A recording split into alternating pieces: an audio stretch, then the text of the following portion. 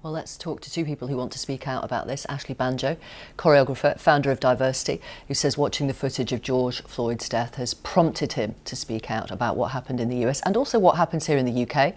And Sace Holmes-Lewis, who runs Mentivity, which mentors young black men. He says he was stopped by the police only yesterday. Morning, both of you.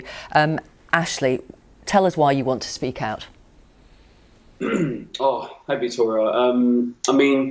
I think it's obvious why I want to speak out. I saw that footage for the first time, a few days ago, and I felt sick to my stomach. I was upset. I was angry. And if I'm honest, I looked at George Floyd and I saw my dad, and it brought up all of these experiences, of me remembering times being pulled over, being wrongly detained, being questioned, listening as a mixed race family, listening to my mum and dad speak about, who was best to go in for a business meeting, because my dad was black and my mum was white, and all of these emotions got stirred up in me. And I just thought to myself, enough's enough. This is so blatant, so wrong, so inhumane. I could not sit and say nothing. Yeah. So you take it personally, the death of George Floyd?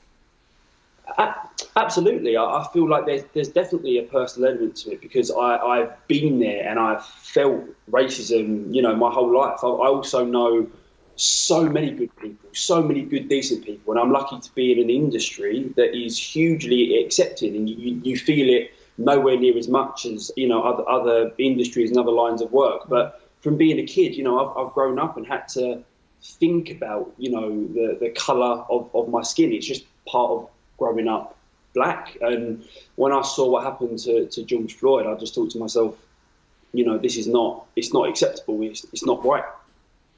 Let me bring in Sace. Morning to you. You mentor young black men.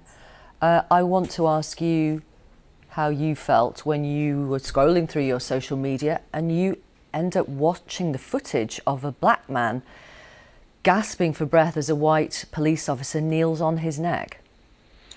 Yeah, to be honest, I avoided it for the first day or so because these incidents are too common nowadays, and it's important to try and protect your mental health in that respect. And most people viewing these videos will experience post-traumatic stress disorder and adverse situations in terms of their mental health, because we are seeing this too common and it's normalised. And I don't see the videos of white people being killed by police circulated so freely. And the fact that this is just so circulated in this manner, it's like it's designed to impact us. And obviously the justice around it and not getting the justice that we deserve in terms of these murders by the police, it's just unacceptable, and it's just disheartening. And as I said, it makes me very angry. And many people said that before, and it makes me very, very angry because we don't get the justice we deserve. How can you be charged with third-degree murder and second-degree manslaughter when you can blatantly see that you were killed by a police officer, in cold blood? What happened to you yesterday? What's happened to you during lockdown? It wasn't yesterday, it was the 5th of May, so Sorry. Tuesday the 5th of May. I was out delivering food to people that had lost friends, that had lost loved ones to COVID-19. And I decided to cook some food and take it out to people that I knew had lost some family members. So on Walworth Road in South East London, I was stopped by the police after viewing me for literally 30 seconds, who racially profiled me, said I was a drug dealer, wanted to search me under Section 23 of the Misuse of Drugs Act, and demanded that I be stay here and be detained. So they searched me on the Walworth Road in full view of the public, and then they searched my vehicle. But I decided to film the altercation and just raise awareness around it, because you can't stop people without reasonable cause. 30 seconds, you cannot ascertain what anybody does in 30 seconds. And I'm an upstanding black man in the community who mentors young people across London, not just black men, young people across London, to affect positive change through mentoring. Ashley, you've never spoken publicly before about your own dad's experiences of contact with white police officers in this country. Have you been stopped by the police you have felt because of the colour of your skin? It's hard, isn't it? Because, in my heart, absolutely. The truth is, absolutely. I've been profiled. I've seen it happen. Like you said, to my dad, I've been in the car with my mum and dad. And growing up, if, we would always be driving home late at night, coming from work and the studio. And if we were, we saw blue lights or we were pulled over, I knew instantly that the colour of our skin had something to do with it. But at the same time, I know so many good police officers, so I don't want this to be just a message of, of hate. I don't want it just to be a message of anger at all police officers. I think that there are loads of good police, but at the same time, we need to recognise the issues. We need to recognise that racism is real, and there are people in kind of positions of power that abuse that power, and they abuse it in the absolute wrong way. And I think George Floyd is the absolute pinnacle of that at the moment. Yeah. I want to ask both of you, do you, and I'll start with you, Ashley, before I move on to Sace, do you think it's not only the responsibility of black people to combat and fight racism?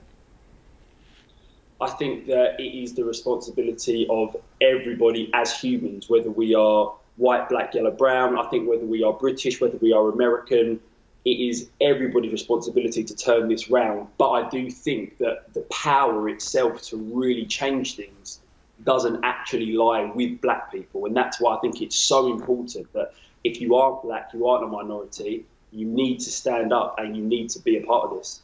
Sace? Yeah, I mean, the issue is that police are supposed to stand for integrity, and a lot of them are not doing that in their daily duties. And what they're doing is racially profiling and stereotyping people based on a minority, and I don't think that's correct.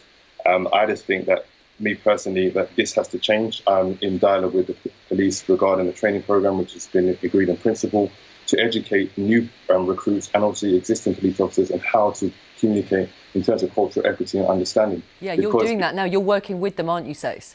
Yes. And, people talk about unconscious bias. This isn't unconscious. This is conscious. This is based on your worldview and the stereotypes that you've seen, and you're not part of this community. I do see that we have an issue in our community, hence why we're doing the work that we're doing at Medcivity, and it's super important. However, we've got to have honest dialogue with people, white people especially. We've got to have honest conversations with black people regarding racism, because when we stand up and speak about it, we're victimized and told this doesn't exist. This was the 50s, 60s, 70s. Now this is present day. And the issue that we're facing is that we're looking at different facets of society to solve the problem of racism, rather than looking at the structural inequality and oppression that we face on a daily basis. Ashley, I mean, Shamar mentioned Eric Garner, but there's been Michael Brown, there's Breonna Taylor recently, now George Floyd. Is his killing the tipping point? Does this feel different? This feels different to me. I can't think in my lifetime when so many people have stood together, have stood up and been so kind of passionately united in one front. I mean, there are millions and millions of signatures on the petition for the George Floyd murder. And I think that I like to think that this will be a tipping point. I really want to believe deep down that this will cause change. But I also know that the arrest of one officer, the sort of like sharing of a few hashtags will not be enough. We need to keep momentum up. We need to keep standing up for what's right. And we need to change things because it's clearly broken. And I think this incident has really lifted the lid off, and it's allowed people that probably wouldn't normally get involved in this argument to become activated, to become involved. And that's what's important, but we need to keep it up. Thank you very much. And Sace, I can see Sace nodding and agreeing with you. I really appreciate it, both of you. Thank you, Ashley Banjo and Sace Holmes-Lewis. Keep up the good work. Let me talk now